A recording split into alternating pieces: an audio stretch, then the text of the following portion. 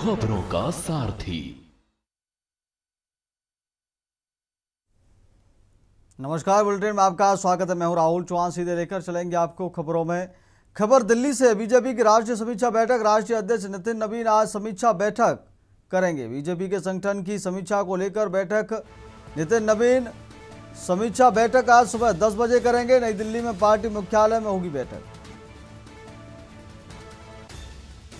BJP के संगठन की समीक्षा को लेकर बैठक करेंगे नितिन नवीन समीक्षा बैठक आज सुबह 10 बजे करेंगे। दिल्ली से खबर आपको बता रहे हैं। बीजेपी की राष्ट्रीय समीक्षा बैठक। राष्ट्रीय अध्यक्ष नितिन नवीन आज समीक्षा बैठक करेंगे। बीजेपी के संगठन की समीक्षा को लेकर बैठक करेंगे नितिन नवीन। नई दिल्ली में पार्टी मुख्यालय में होगी बैठक। दिल्ली से खबर आपको बता रहे हैं। बीजेपी की राष्ट्रीय समीक्षा बैठक आज। राष्ट्रीय अध्यक्ष नितिन नवीन आज समीक्षा बैठक करेंगे।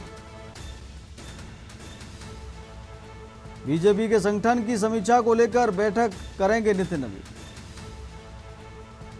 नई दिल्ली में पार्टी मुख्यालय में होगी बैठक।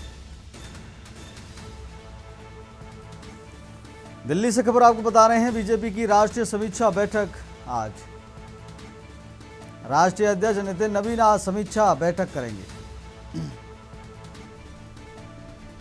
बीजेपी के संगठन की समीक्षा को लेकर बैठक करेंगे नितिन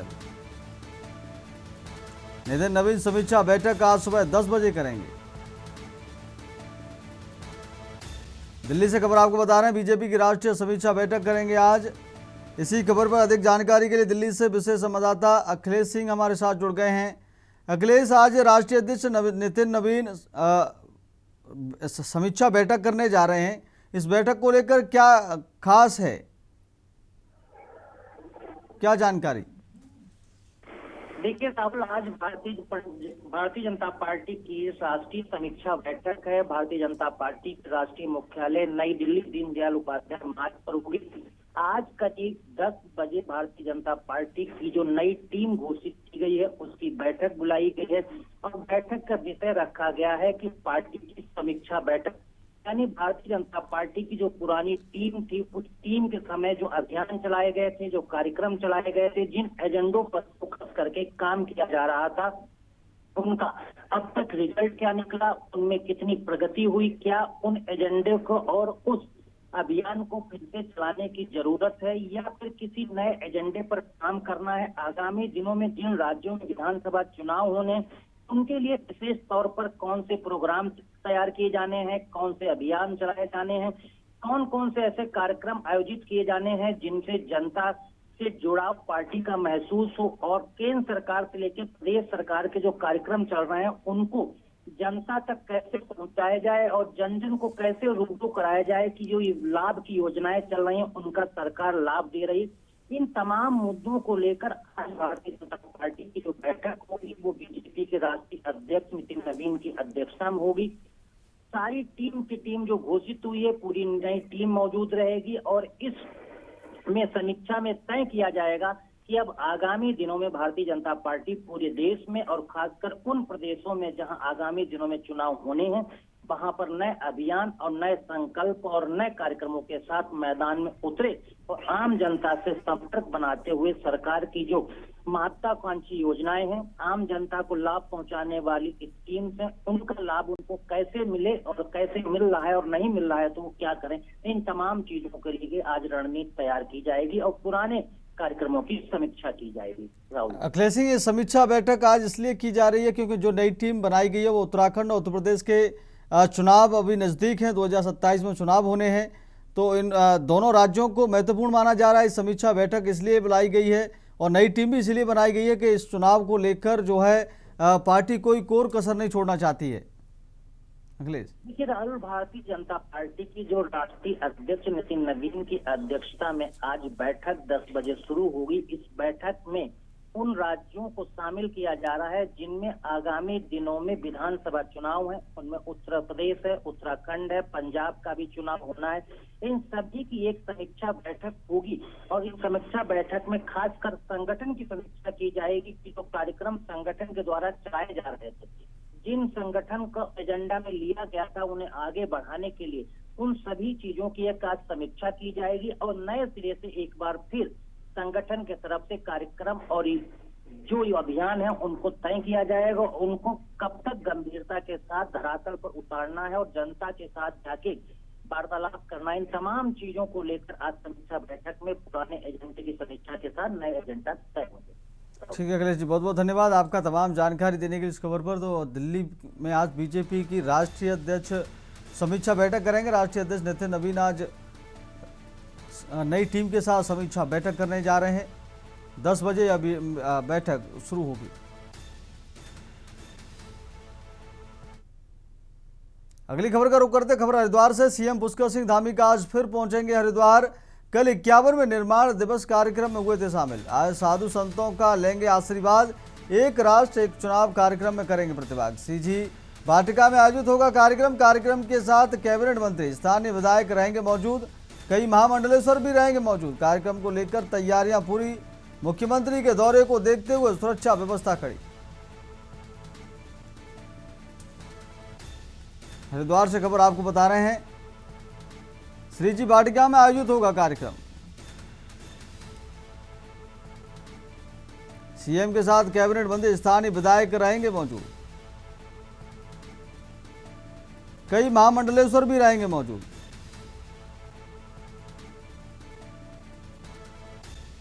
कार्यक्रम को लेकर तैयारियां पूरी। इसी खबर को लेकर अधिक जानकारी के लिए हरिद्वार से संवाददाता मनोज कश्यप हमारे साथ जुड़ गए हैं। मनोज, आज हरिद्वार में सीएम पुष्कर सिंह धामी फिर पहुंचेंगे। कल भी हरिद्वार में थे, आज भी पहुंच रहे हैं।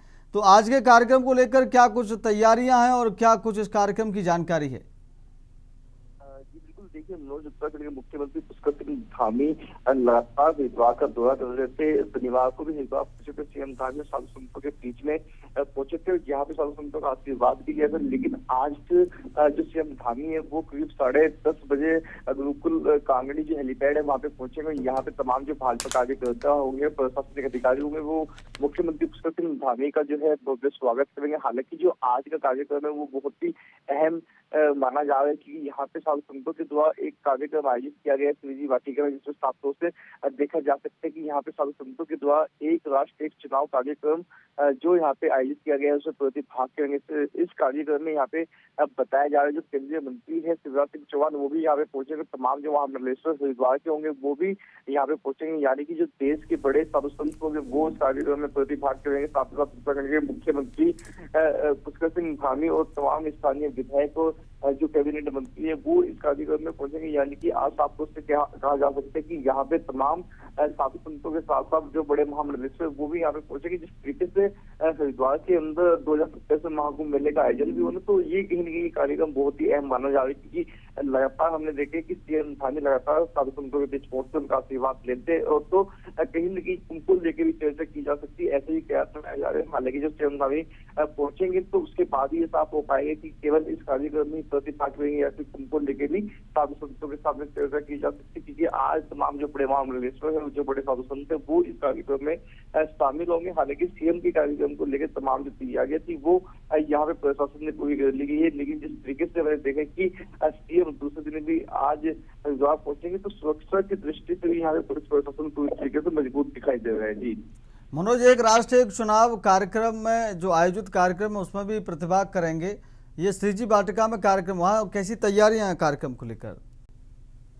देखिए लगातार हमने देखे कि जो यहाँ पे साधु संत जिनके द्वारा ये कार्यक्रम आयोजित किया जा रहा है वो कई दिन पहले से इस कार्यक्रम की तैयारी में जुटे हुए थे। जगह जगह जो होर्डिंग बोर्ड है वो लगाए गए हैं। साथ ही साथ जो श्रीजी वाटिका है उसको भव्य तरीके से सजाया गया है, क्योंकि साधु संतों के साथ साथ यहाँ पे जो बड़े नेता है वो भी इसमें शामिल होंगे। तो यानी कि ये कहना गलत नहीं होगा कि मुख्यमंत्री पुष्कर सिंह धामी के आने से पहले तमाम जो तैयारी है वो पूरी कर दी गई है। जी ठीक है मनोज, बहुत बहुत धन्यवाद आपका तमाम जानकारी देने के लिए इस खबर पर। तो उत्तराखंड हरिद्वार में सीएम पुष्कर सिंह धामी का फिर आगमन है। कल 51वें निर्माण दिवस कार्यक्रम में हुए थे शामिल। आज फिर हरिद्वार मुख्यमंत्री पुष्कर सिंह धामी पहुंचेंगे और आज साधु संतों का आशीर्वाद लेंगे। श्रीजी वाटिका में एक राष्ट्र एक चुनाव कार्यक्रम में प्रतिभाग भी करेंगे। अगली खबर का रुख कर लेते गाजीपुर में कस्तूरबा गांधी आवासीय बालिका विद्यालय में छात्राओं को गुणवत्तापूर्ण भोजन और पेयजल उपलब्ध कराने को लेकर खाद्य सुरक्षा विभाग ने विशेष अभियान चलाया। एफएसडीए की टीमों ने जिले के विभिन्न विद्यालयों में जांच करते हुए कुल 11 खाद्य नमूने लिए। आयुक्त खाद्य सुरक्षा एवं औषधि प्रशासन उत्तर प्रदेश और जिलाधिकारी गाजीपुर के निर्देश पर चलाए गए इस अभियान के दौरान बाराचवर, गंगोली, जखनिया, जसादात और सेंधपुर स्थित कस्तूरबा गांधी आवासीय बालिका विद्यालयों की जांच की गई। टीम ने तैयार रोटी, सब्जी, चावल, दाल समेत अन्य खाद्य पदार्थों के नमूने संग्रहित किए। सभी नमूनों को जांच के लिए खाद्य विश्लेषक प्रयोगशाला उत्तर प्रदेश भेजा जा रहा है। विभाग के अनुसार जांच रिपोर्ट प्राप्त होने के बाद खाद्य सुरक्षा एवं मानक अधिनियम 2006 के तहत आवश्यक विधिक कार्रवाई की जाएगी।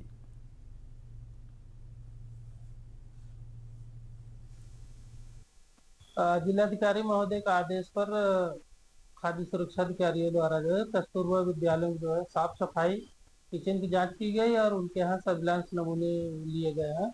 तो जिलाधिकारी महोदय के निर्देश था कि उसमें जो है गरीब घर परिवार की बालिकाएं पढ़ती हैं और उनके स्वास्थ्य को देखते हुए जो है उनको शुद्ध खाद्य पदार्थ मिल सके, इसलिए जो है उनके जो है किचन जाँच कराते हुए नमूने संग्रह कराया गया। कुल 11 नमूने भरे गए और जांच भेजा गया। कितने विद्यालय? 5 विद्यालयों से 11 नमूने संग्रह कराए गए। अगली खबर का रुख कर लेते हैं। अमेठी में चीनी की जमाखोरी और कालाबाजी बाजारी पर प्रशासन ने सख्ती बढ़ा दी है। चीनी के स्टॉक पर निगरानी रखते हुए तहसीलवार टीम गठित की गई है। गौरीगंज, अमेठी, मुसाफिर खाना और तिलोई तहसीलों में निगरानी समितियां गठित कर अधिकारियों को नियमित जांच के निर्देश दिए गए हैं। प्रशासन ने 4000 कुंतल से अधिक चीनी का भंडारण करने पर रोक लगाई है। इसके साथ ही 30 दिन से अधिक समय तक चीनी का स्टॉक रखने वालों पर भी कार्रवाई की जाएगी। डीलरों के लिए पोर्टल पर अपने स्टॉक की घोषणा करना अनिवार्य किया गया है। हर शुक्रवार स्टॉक का अपडेट देना भी जरूरी होगा। डीएम संजय चौहान ने अधिकारियों को निर्देश दिए हैं कि शासन के निर्देशों का कड़ाई से अनुपालन सुनिश्चित किया जाए। डीएम ने कहा कि जनपद में चीनी की उपलब्धता सामान्य है और लोगों की किसी भी तरह की अफवाह पर ध्यान नहीं देना चाहिए। प्रशासन ने साफ किया कि चीनी की उपलब्धता को लेकर भ्रामक सूचना या अफवाह फैलाने वालों के खिलाफ नियमानुसार कार्रवाई की जाएगी।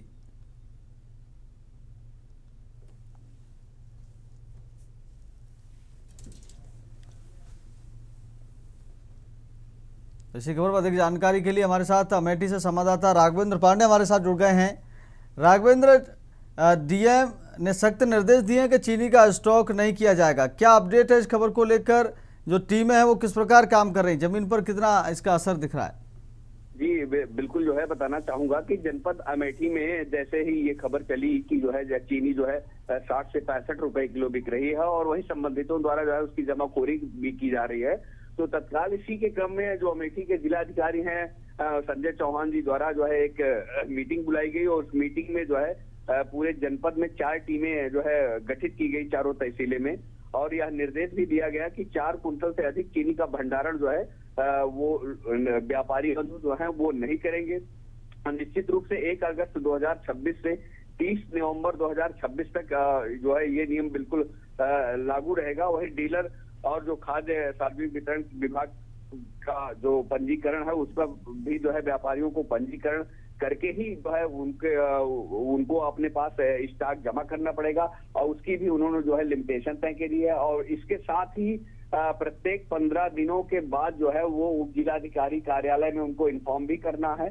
तो निश्चित रूप से अगर देखा जाए जनपद अमेठी में तो जिस तरह से चीनी को लेकर जो रेट जो प्राइस एरिया बढ़े थे तो इस पे जो है जिलाधिकारी और जिला प्रशासन पूरी तरह से सख्त है और उन्होंने उनके द्वारा जो है 4 टीमें गठित करके जिले में किसी भी प्रकार जो है चीनी का भंडारण ना हो, जिससे क्योंकि आने वाले आगामी समय में जो है त्योहार भी हैं तो ऐसे में कहीं चीनी की दिक्कतें ना हो। फिलहाल जिलाधिकारी ने यह भी बताया है कि जिले में पर्याप्त मात्रा में जो है चीनी का स्टॉक भी मौजूद है।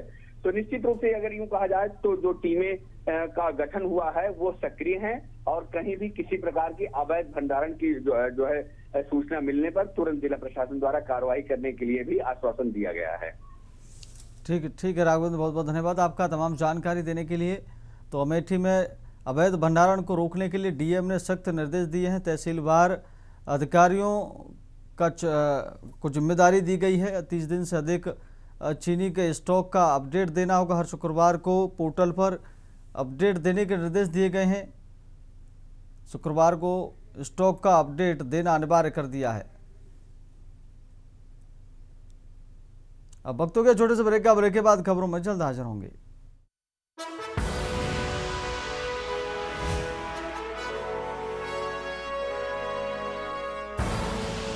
आप देख रहे हैं के न्यूज, खबरों का सारथी।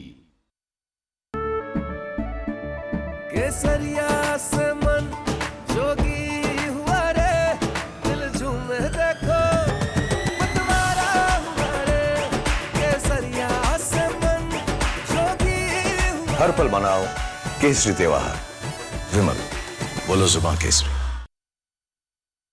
रोज सब्जी का स्वाद बढ़ाए और घर वालों का प्यार पाए। गोल्डी सब्जी मसाले। गोल्डी लाए हैं फ्रेश लॉक टेक्नोलॉजी, जो रखे मसालों को हर समय फ्रेश। आप देख रहे हैं के न्यूज, खबरों का सारथी। ब्रेक के बाद फिर आपका बहुत स्वागत है। बढ़ते हैं खबरों में। सावन के अंतिम चरण में मुरादाबाद की सड़कों पर शनिवार को कांवड़ियों का सैलाब नजर आया।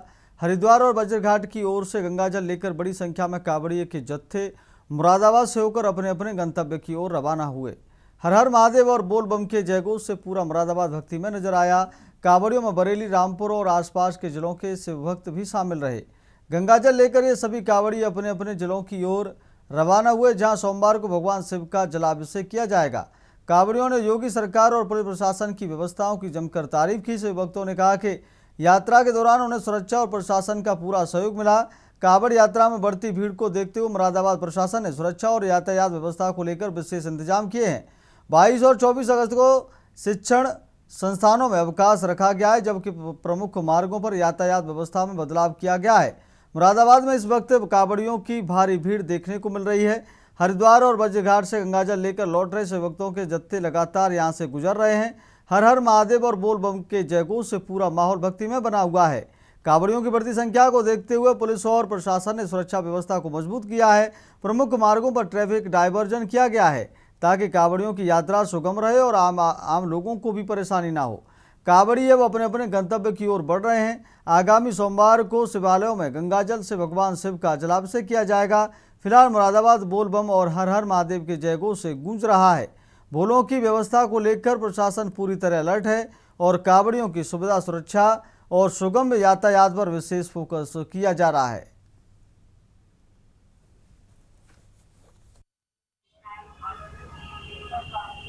इस समय मुरादाबाद में आप देख सकते हैं कि ये मुरादाबाद का मेन मार्ग है। ये जो मार्ग है ये दिल्ली रोड है, जहाँ पर ब्रिजघाट से बहुत भारी मात्रा में कांवड़ आती है। और ये जो मार्ग है ये हरिद्वार रोड है, जहाँ पर कांवड़ियों का एक जत्था आ रहा है। आप देख सकते हैं कि यहाँ पुलिस व्यवस्था भी बहुत बढ़िया है। जो यहाँ के एसएसपी मुरादाबाद हैं अंचल साहब, उन्होंने यहाँ पुलिस व्यवस्था को लेकर बहुत अच्छे तगड़े इंतजाम करे हैं। भारी मात्रा में यहाँ पुलिस बल मौजूद है और यहाँ पर एक पुलिस के लिए टेंट भी लगाया गया है। पुलिस सुरक्षा के लिए यहाँ पर कांवड़ियों की बराबर सुरक्षा की जा रही है। आप देख सकते हैं कि हरिद्वार मार्ग से आने वाले और दिल्ली मार्ग से आने वाले जो कांवड़ यात्री हैं वो इसी मार्ग से गुजर के बरेली, रामपुर और गोला यहाँ तक की कांवड़ को यहाँ से पास कराते हैं। ये कांवड़ यात्री हैं, इनसे बात करते हैं। कहाँ से आ रहे हैं आप? हम ब्रिजघाट से आ रहे हैं। ब्रिजघाट से आ रहे हैं, कहाँ जाएंगे? अलीगंज। अलीगंज। अच्छा, कैसी रही? बढ़िया रही यात्रा, भोले बाबा की कृपा है। पुलिस व्यवस्था भी बढ़िया है। अच्छा, क्या क्या कहना चाहेंगे? पुलिस व्यवस्था बढ़िया कर रही है, योगी सरकार बढ़िया काम कर रही है। आस्था कैसी है? बढ़िया आस्था है। अच्छा, आप बताएं। हम भी साथ ही आ रहे हैं। कहाँ से आ रहे हैं? ब्रिजघाट से आ रहे हैं, अलीगंज मानपुर जाएंगे, काशीपुर के धुरे। देखिए ये लोग ब्रिजघाट से आ रहे हैं और ये अलीगंज मानपुर जाने वाले हैं। और ये मेरे पीछे एक बेड़ा आ रहा है जिसको पुलिस पूरी अच्छे तरीके से निगरानी में लेकर निकालते हुए दिखाई दे रही है। और ये बेड़ा जो आ रहा है ये हरिद्वार से आ रहा है। ये कांवड़िया जो इतने लोग हैं और बेड़े के साथ हैं, अब आप हमसे बात करते हैं। क्या नाम है आपका? क्या नाम है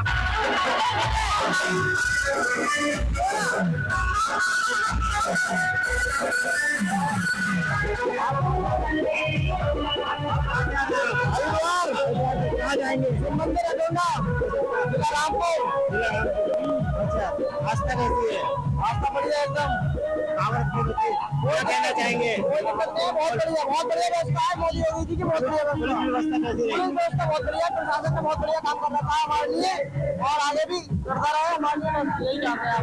देखिए, बोलो ने बताया कि उनके प्रति आस्था भी अच्छी है और पुलिस व्यवस्था भी अच्छी है। रोड पे पुलिस व्यवस्था चाक चौबंद है और कहने वाली बात नहीं है कि सावन का आखिरी सोमवार आने वाला है और भोले अपनी अपनी जगह पहुंच जाएंगे। दैनिक इंडिया मुरादाबाद। अगली खबर का रुख कर लेते। खबर ललितपुर जनपद से है। जनपद की पाली तहसील अंतर्गत ग्राम बंट से है, जहां ग्रामीणों को अंतिम संस्कार के लिए आज तक शमशान घाट की सुविधा नहीं मिल पाई। हालात ये हैं कि लोगों को खुले आसमान के नीचे बारिश के बीच जंगल में अंतिम संस्कार करने को मजबूर होना पड़ रहा है। मौके की तस्वीरें ग्रामीणों की परेशानी खुद बयां कर रही हैं। अंतिम संस्कार स्थल तक पहुंचने के लिए कोई पक्का रास्ता नहीं है। ऊबड़ खाबड़ और कीचड़ से भरे रास्ते से होकर ग्रामीण सबको कंधे पर लेकर जंगल तक पहुंचते हैं। बारिश के मौसम में मुश्किल और बढ़ जाती है। सबको इस दुर्गम रास्ते से ले जाना और फिर बारिश के बीच अंतिम संस्कार करना ग्रामीणों के लिए किसी चुनौती से कम नहीं है। ग्रामीणों का कहना है कि सरकार की ओर से आवास, शौचालय और दूसरी योजनाओं पर काम किया जा रहा है, लेकिन अंतिम संस्कार जैसी मूलभूत जरूरतों के लिए शमशान घाट की सुविधा क्यों नहीं दी जा रही है। ग्रामीणों के मुताबिक ललितपुर के कई गांव ऐसे हैं जहां आज भी शमशान घाट का निर्माण नहीं हो पाया है। सवाल यह भी है कि मनरेगा, ग्राम पंचायत निधि, सांसद निधि, विधायक निधि और बुंदेलखंड विकास निधि समेत तमाम मदों में विकास के लिए बजट उपलब्ध होने के बावजूद ग्रामीणों को शमशान घाट जैसी बुनियादी सुविधा कब मिलेगी। विकसित भारत के दावों के बीच ग्रामीण आखिर की इस सुविधा का इंतजार कब तक करेंगे।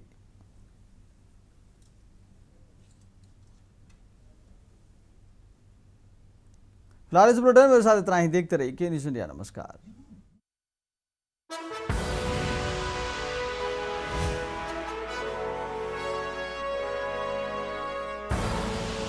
आप देख रहे हैं के न्यूज़, खबरों का सारथी।